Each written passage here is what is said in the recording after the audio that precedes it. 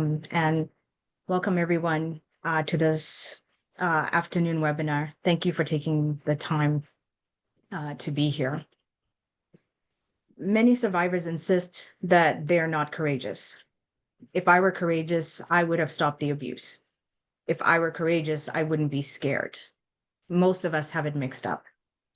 You don't start with courage and then face fear. You become courageous because you face your fear. Laura Davies. It takes an average of 7 times before someone leaves an abusive situation permanently.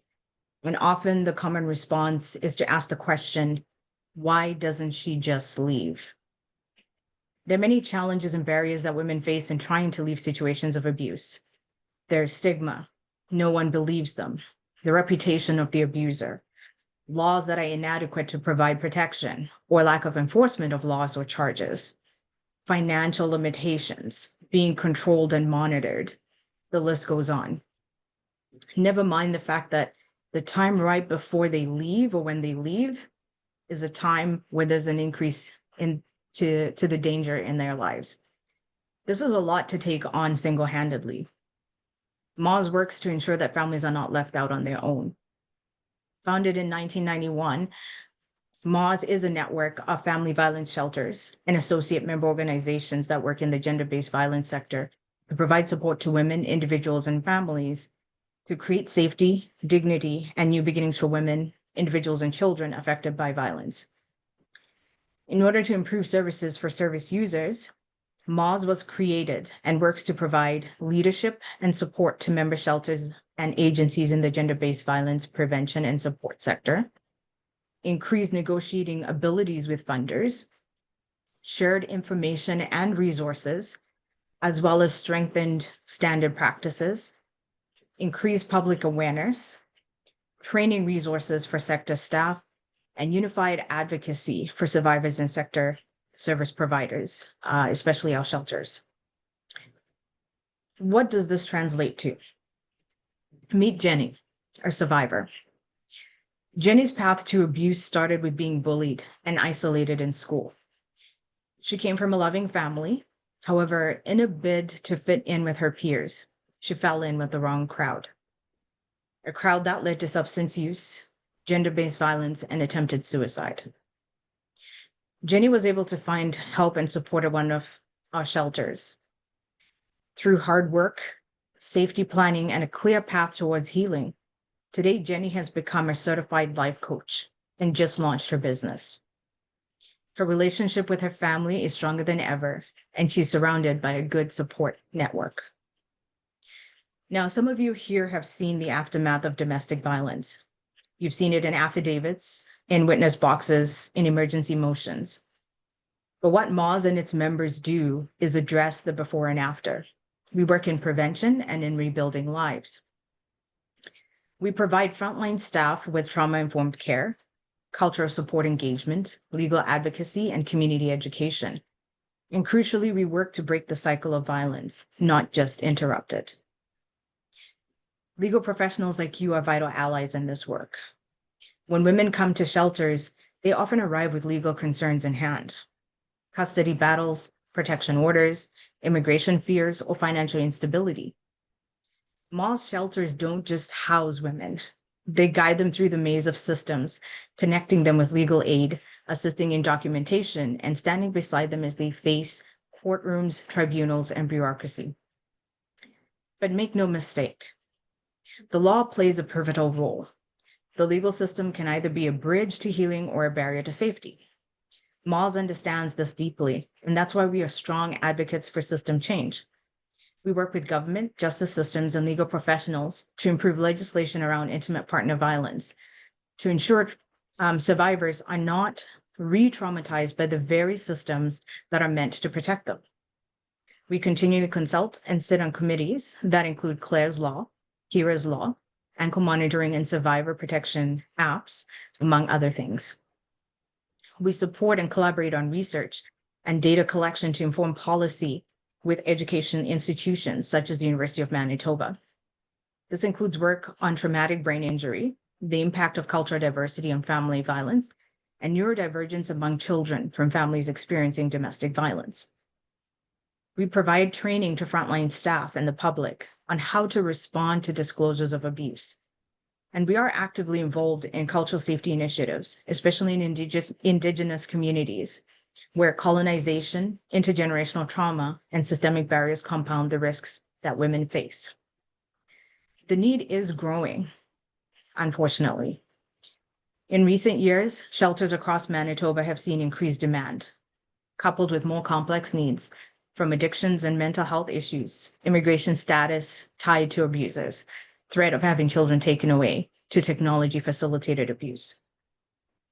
Our goal and hope is for more collaboration with the legal and justice system for increased training and awareness so that victim blaming comes to an end, so that families are supported with legal and justice professionals that are fully aware and equipped to protect them. As legal professionals, you are uniquely positioned to partner in this mission. You can offer pro bono legal support to shelter clients. You can refer clients to shelters and trust their expertise. You can advocate for trauma-informed legal processes. You can collaborate with MAWS on training and reform efforts. And above all, you can use your voice to elevate the voices of survivors like Jenny. Because behind every case file is a story. And sometimes what begins in a shelter ends in a thriving business, a reunited family, and a healed life. Thank you again for spending time with us this afternoon. And thanks, Lori, for having me. Acknowledgement. But just briefly, we do acknowledge our location here on Treaty 1 territory and our commitment to the process of reconciliation with First Peoples in Canada. Willow Place is a registered charity. We offer 24-hour crisis and emergency shelter programs. It's short-term or first-stage protective shelter for survivors of violence and abuse. And just a sideline here, we also shelter victims of human trafficking. And quite often those individuals are coming to us either through RCMP or Winnipeg Police Services. So it's not something we widely promote, but just an aside. We're one of a network of 14 organizations in Manitoba that offer family violence shelter programming. And we are the largest and most utilized organization offering family violence shelter of that network. In the past year, we provided about 40% of the counseling and almost 1/3 of the shelter services. And as Sue mentioned, we're seeing a huge spike in need for our crisis supports here in Manitoba. Those shelters, we all share information thanks to MAWS on a daily basis about occupancy in our shelter programs. So it's that network of 14 plus other supportive housing providers, including second stage housing and so forth, and newcomer programs. And so we call them our sisters because, as Sue also mentioned, and Lori touched upon as well, addressing violence prevention in Manitoba, in Canada, and globally requires a dedicated and coordinated community effort. Sadly, Willow Place is also one of the largest family violence shelter programs in Canada, despite the smaller population in Manitoba. We frequently rank among the top 3 provinces for family violence per capita. Our mission, just sharing that briefly, is about supporting Manitobans in nurturing healthy relationships in a safe space. So fundamental to our work is raising awareness, helping those in need, and hopefully down the road, more of our efforts will be in the early intervention or prevention area and not in crisis support. Today, overwhelmingly, the majority of our resources go towards crisis support. So the 24-hour phone, text, and chat lines and our shelter program. Just a brief outline of what we'll be covering today. We'll be going quite rapidly through this. So it looks like a lot, but we're just touching on these topics. A little bit about our programs and services. What is abuse, forms of violence, understanding the roots of violence, myths about violence, women in violence, gender-based violence, statistics on family violence, risk factors for family violence, As time allows, I'll share a brief survivor story. We'll talk a bit about what we see with shelter populations, a little bit about protection planning and how to help as a community member, and contact and information, and how you can help Willow Place and help other charities that are part of our network in Manitoba. I know Lori mentioned this, but just a brief reminder, these topics can be heavy and triggering, and I just encourage you to do something that you enjoy today and just check in and see how you're feeling throughout this process. And as Lori mentioned, if you feel you need to take a break or step away, that's absolutely fine to do so. Quick overview of our programs and services with Willow Place: 24-hour crisis support line. So it provides intake to shelter, referral and supports. Emergency shelter program, we have capacity for 38 plus I have here because sometimes with larger families we're actually over capacity. And we offer counseling for women, group and individual, resident and non-resident. So the non-resident would be people in community that access our counseling supports through outreach counseling. We also offer programming for children and counseling and men's services, which include access to shelter, crisis support, outreach counseling. Also our Caring Dads program. So referrals and advocacy can be in a wide area of topics: legal aid, protection orders, could be police matters, Winnipeg Police or RCMP, housing, EIA, primary health, mental health, many other things. It's very much trauma-informed and person-centered model of support. So the participants in our programs are communicating their needs, and they are given back their personal agency to determine the priorities. So it's a very supportive and gentle process versus a directive process that tries to fit people into a mold. That is certainly not how we work. The follow-up program extends the supportive relationship beyond the shelter stay.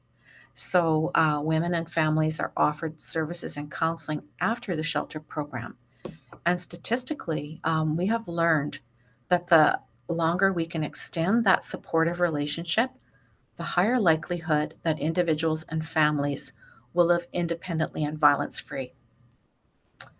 The Healthy Living Program has many components, includes volunteer, community partnered, grant funded, and other supports. Some examples include our Indigenous cultural programming. Right now they're offering Red Road to Healing. Trauma-informed yoga has been a very popular program for adults and children in shelter for about, I think, 6 or 7 years now. We also have bi-weekly visits by public health nurse coming on site, and also from women's health clinic physicians.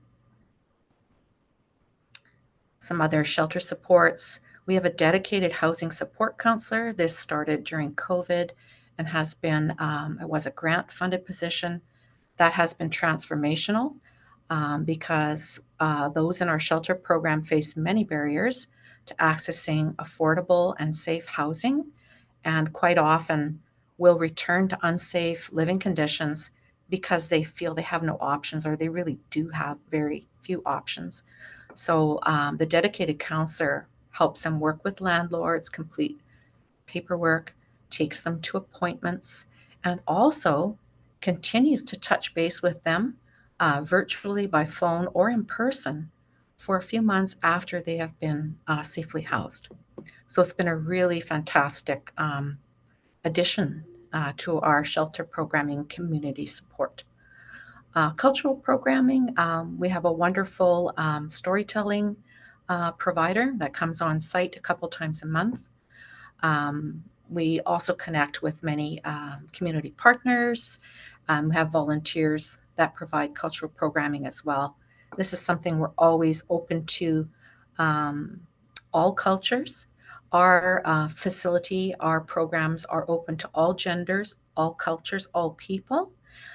We do see in shelter a high representation of our First Peoples, of Indigenous, mainly women and children in our programs. The Sunrise Tutoring Program is we have a classroom on site for children in grades K to 8, and this provides normalcy and a positive focus for children and families in shelter. Some children will go to their regular school while they're in shelter, but often there is a safety concern that disallows them from doing that. And we have small class size, siblings can attend together, mom can check in at any time, flexible attendance, and we're seeing some very positive outcomes with that program. Other programs in the community, public education. This is an area that on the community team, myself and my colleague Kimmy do most of this work. And we'll do a variety of presentations and discussion groups. Caring Dads is a community partnership. It's a 17-week intervention program for male perpetrators of family violence. And this is something that started as a pilot project about 6 years ago, and it has really blossomed with Winnipeg CFS. We're also seeing other community partners offering male parenting programs and Caring Dads or an adapted version of Caring Dads. We recognize that if male perpetrators of violence don't get support and gain accountability for the impacts of their unhealthy behaviors and learn to practice healthier behaviors, they're very likely to repeat those learned patterns of behavior. And our current group, with largest group ever, it's very culturally diverse with 19 men. So we're really, and they're working on a program as well for mothers with preschool age children who have experienced family violence. So lots of positive things there happening for the community. Outreach, we offer outreach counseling out of our community office, but also in partnership with other organizations like Wabung and Sunrise Village, Salvation Army, and we're providing trauma-informed counseling for men and women. So what does the shelter utilization look like with Willow Place? We're seeing about 1,100 women and children a year. The crisis line average is about 6,500 calls. With the chat and text combined, it's over 13,000 calls. The average stay is about 2 weeks and may be extended beyond 30 days. Every 60 days, we need to just notify the funder. We have a lot more control over who stays with us and length of stay. So we've seen a lot of positive progress in the last few years in that regard. In 22-23, we saw over 13,400 stays. Our average was between 9,500 and 10,000, so you can see the increase there. And in 2023-24, we saw over 14,000 shelter stays. So we've seen a 40% increase in the past 2 years. And in the last year, we saw 30% more children. Most of those children were between age infant and 6 years of age. So we get funding through the Family Violence Prevention Program wage, which sounds like it's about money, and it is a bit about like money because we're very grateful for that core funding. It's not 100% funding.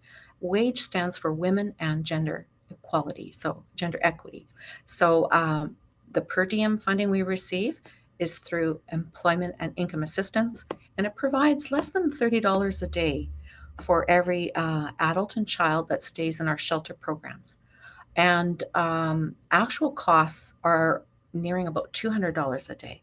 And that's why grants and fundraising, monetary and in-kind donations are so important to Willow Place and our sister shelters in the MOZ network and in the wage network here in Manitoba.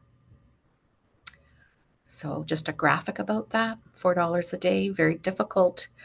We do rely upon food banks and donations. So it's a real delicate balance. Food security is a big thing for Willow Place and other violence prevention service providers here.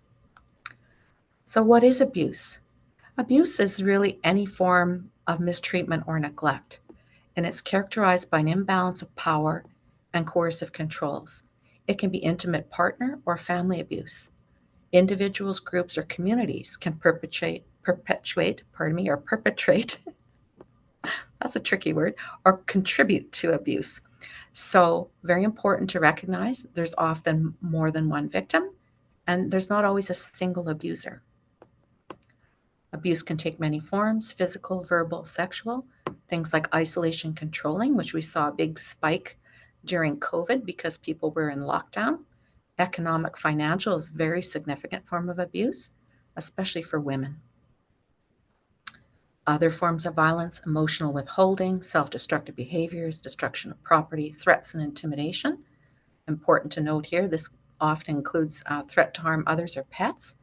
And in Winnipeg, we're fortunate to have support from PetSmart with Winnipeg Humane Society, and where foster parents take care of the pets for no cost. And when people leave our shelter program, they can pick up their pets.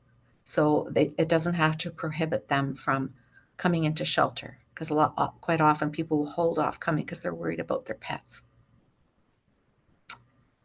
So we often talk about the experience of violence, and here we see the motivation at the center: power and control, and the unhealthy behaviors that stem from that. Things like intimidation, emotional abuse, using children, economic abuse, and so forth.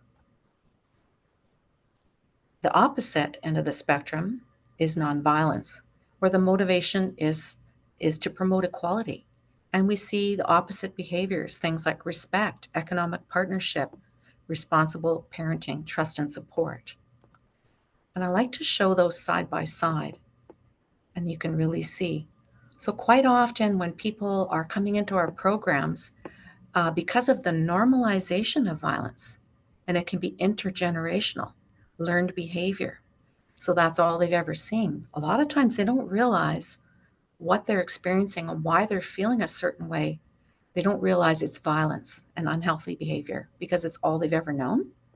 And that normalization of violence is a significant barrier to overcoming violent situations and living healthier life. So there's a lot of myths surrounding family violence.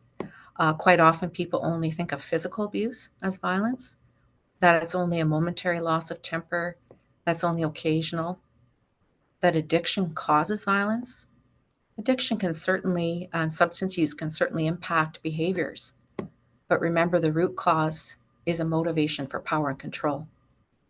The victim can leave if unhappy with the abuse. They face many barriers, and Sue spoke very beautifully on this fact.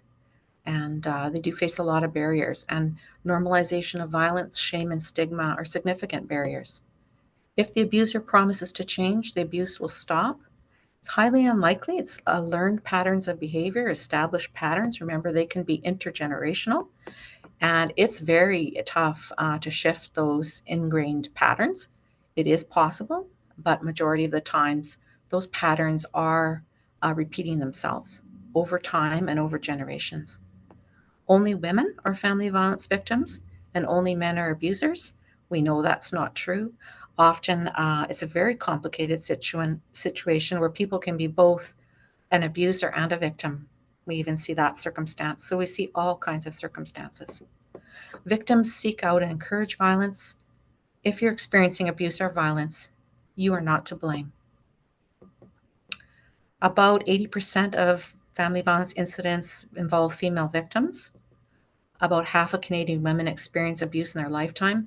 And we know that this is a much higher number because only a fraction of incidents are ever reported, and even fewer are ever prosecuted. Every 2.5 days in Canada, a woman is killed by an intimate partner, and that statistic is actually closer to 2% today. About 85% of family violence murder victims are women. Indigenous Canadian women are 3 times more likely to be abused and 6 times more likely to be killed versus non-Indigenous Canadian women. Canadian girls aged 15 to 19 are 12 times more likely than boys of the same age to be killed by an intimate partner. So family violence is just a huge issue. There's definitely a gender basis, and you'll hear that term, gender-based violence. Women are experiencing violence very differently here in Manitoba, in Canada, and globally. It really is about our gender. And it's been proven over decades and generations. So, what do we see with women and violence and some of the populations we're supporting in our programs? A pattern of escalation is very common. So, abuse tends to become more frequent and severe over time. There's quite often an isolation from family, friends, and supports. Sue touched on this as well about sharing children, increasing risk and vulnerability, and that many incidents occur before help is sought, or that people may enter programs many times before they're able to break free of that situation of violence. Violence and abuse may be normalized, may be intergenerational. There's often an attempt to reconcile many times. Leaving the abuser is the most dangerous time. Dysfunctional coping mechanisms may be used. That's like substance use, for example. And often participants will downplay or hide the abuse until they're ready to seek help. Public Health Agency of Canada published this report in 2016, and everything still stands true within this report. And those of us working within the violence prevention sector were cheering because it made that connection between family violence and public health. Chronic stress affects all metrics of human health. So it's not just an emotional and psychological trauma or impact, it also impacts physical health. In fact, even witnessing violence and abuse as a child can impact the future mental and physical health of that child in adulthood. So, increased risk factors: female, Indigenous women and children, children and youth, pregnancy having children, physical disabilities and health issues. 1 in 5 Canadian women lives with a disability, and of course, disabilities aren't always visible. That's a very important factor. Mental disabilities and mental health, and of course, LGBTQ folks have a higher risk factor.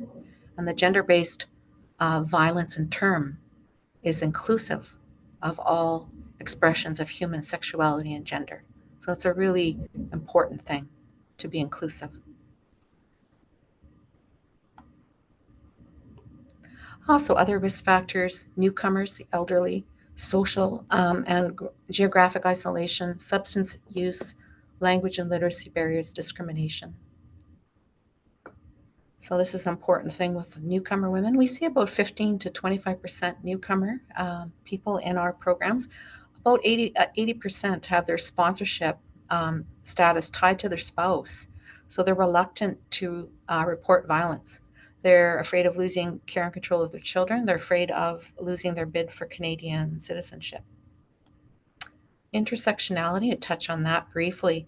At the center, you see the experience of the individual. And then you see the other factors that are like filters that overlap, things like culture, gender, ability, socioeconomic, and there's many other factors.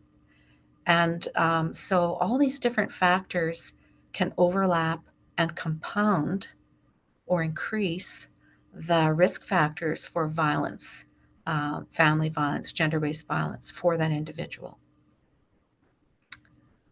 Hannah's story, I'll briefly share Hannah's story with you. Um, oh, I'm having some glitches here. Hopefully it's working okay for you guys.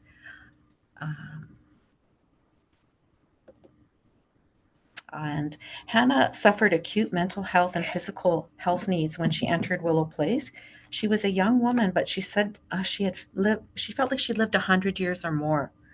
Aside from her own needs, Hannah worried about her father, who was terminally ill. When her mother passed away suddenly a year prior, Hannah had not only lost her biggest supporter, but she was now the main support for her dad.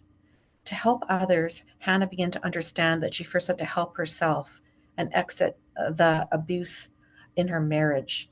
She later shared, "I really had to hit rock bottom to find the strength to leave." Hannah had been in psychiatric care before she came to shelter. She had actually tried to kill herself. She thought that was her only way out. She was so beaten down from her experiences of abuse. When she arrived at the shelter, Hannah was very shy. She slept for most of the day. When she was awake, all she wanted to do was cry. Staff noticed that Hannah was having trouble climbing stairs and walking, and it was discovered she had undiagnosed bone fractures. So she'd had bone fractures a couple weeks or 2 or 3 weeks before. Um, Hannah said this was a wake up call for her, a sign of how disconnected she'd become from her own needs and numb to both physical and emotional abuse. Hannah soon formed bonds with other women in shelter. She really felt a calling to help others. Even when she was in shelter, she participated in a media story where they protected her identity during Family Violence Awareness Month. And she later went on to support Moz on their participant advisory committee. She still faces a lot of personal challenges with her health, but she's expanded her network of supports and she's living independently and violence free. And this fall, I got a lovely update from Hannah. She's fulfilled a lifelong dream to attend university, and she's studying criminology and psychology, and also some courses in women's and gender studies. And she's repeatedly said, I couldn't have done it without support from staff.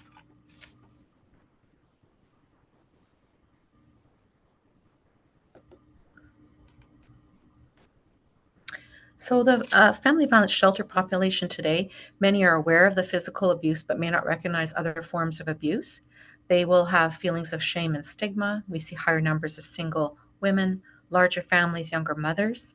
Majority are Indigenous. We see a good proportion of newcomer women and children.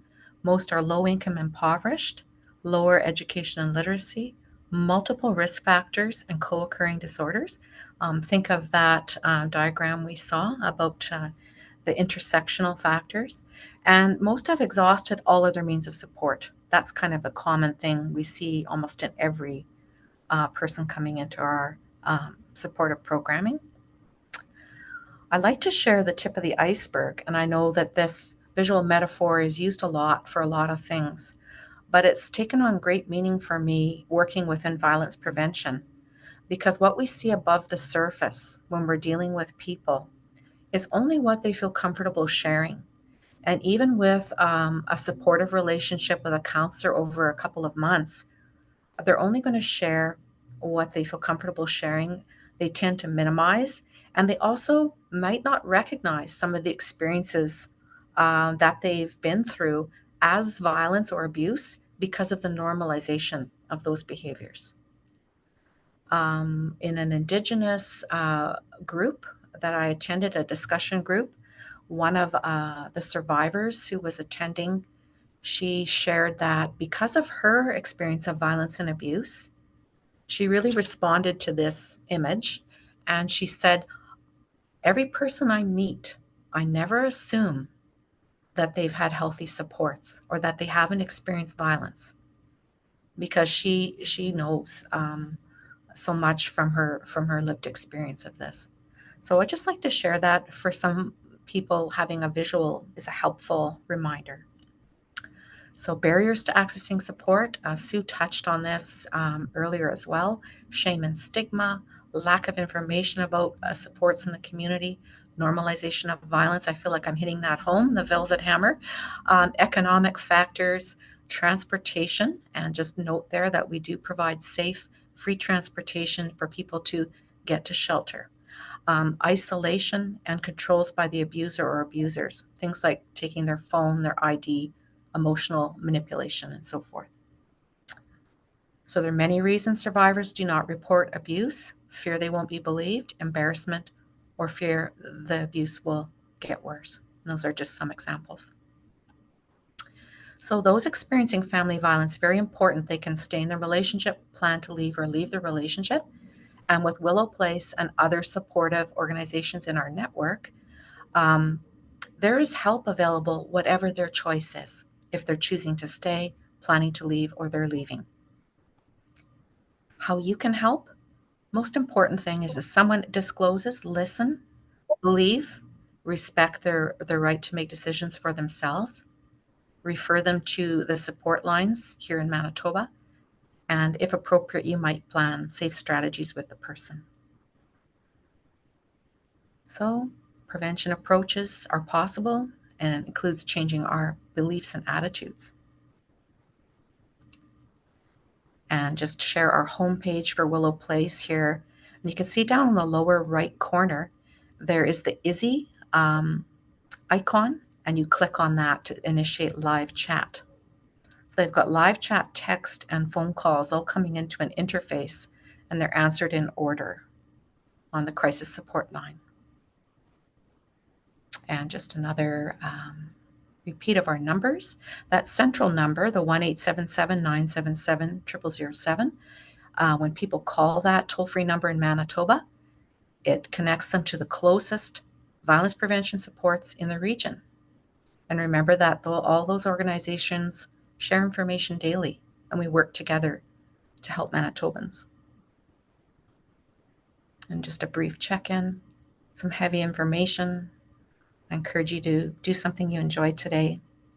Get some time outdoors, whatever you need to care for yourself. And we're kind of everywhere on social media. We try to communicate. People will say, why are you still on X? Why are you still on Twitter? I feel like it's important to have positive information on there too. And there's still people on there, so we're still on there. And we hope you will check us out, maybe follow or subscribe to our quarterly newsletter. We don't send out a lot of communications, but we do quarterly.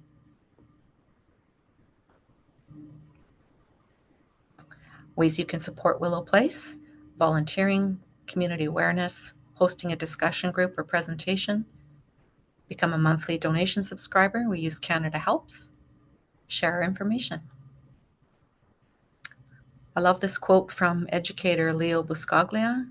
It talks about the impact of our small actions for the collective good. Too often we underestimate the power of a touch, a kind word, a listening ear, an honest compliment, or the smallest act of caring, all of which have the potential to turn a life around. Here's me. If you want to reach out, I'd be happy to speak with you or connect with me by email.